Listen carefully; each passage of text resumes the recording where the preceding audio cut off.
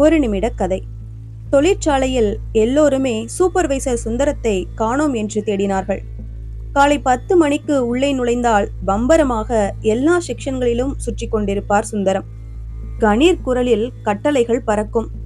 அந்த குரல் கேட்டு கேட்டு எல்லோருக்கும் பழகி போய்விட்டது. இன்றைக்கும் அவர் வேலைக்கு வந்திருந்தார். ஆனால் 1 மணி நேரமாக ஆளை காணவில்லை. இப்படி வேலை நேரத்தில் எங்கும் போகிற வழக்கம் உள்ளவர் இல்லை அவர்.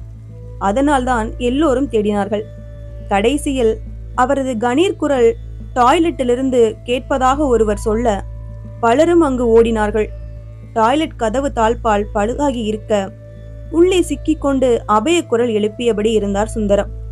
மெயின்டெனன்ஸ் பிரிவுக்கு தகவல் போக அங்கிருந்து சாவகாசமாக வந்தான் ஒரு இளைஞன். எப்போதும் சிடுசிடுப்பாக இருக்கும் அவனை தொழிலாளர்கள் யாருக்குமே பிடிக்காது. இந்த தாழ்பால் பழுதை ஏற்கனவே பல முறை சொல்லியும் அவன் சரி செய்யவே இல்லை. அதனால் தொழிலாளர்கள் அவனிடம் சண்டை போட, இப்ப என்ன ஆயிடுச்சு, உள்ள ஒருத்தர் சிக்கிட்டாரு, செத்தா போயிட்டாரு என்றபடி தாழ்பாலை ஏதோ செய்து திறந்தான்.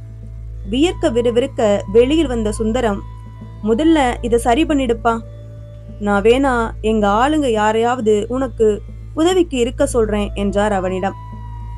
இது டெக்னிக்கல் வேலை, உங்க யாருக்கும் தெரியாது, நீங்க போங்க, நான் பாத்துக்கிறேன் என்றான் அவன் அலட்சியமாக. கொஞ்ச நேரம் கழித்து டாய்லெட்டில் இருந்து அபயக்குரல். அதே அறையில் தாழ்பால் பிரச்சனை. மெயின்டெனன்ஸ்ல சொல்லி அந்த சிறுமூஞ்சு பையனை வர சொல்றோம், கொஞ்சம் இருப்பா என வெளியிலிருந்து ஒரு தொழிலாளி குரல் கொடுக்க உள்ளிருந்து பரிதாபமாக வந்தது குரல். ரிப்பேர் பண்ண வந்த நான் தான் சிக்கிட்டேன், காப்பாத்துங்க. தேடி வரும் உதவிகளை அலட்சியம் செய்யக்கூடாது. இந்த கதை உங்களுக்கு பிடிச்சதுன்னா லைக் பண்ணுங்க, ஷேர் பண்ணுங்க, சேனலை மறக்காம சப்ஸ்கிரைப் பண்ணுங்க. அடுத்த கதையில சந்திக்கலாம்.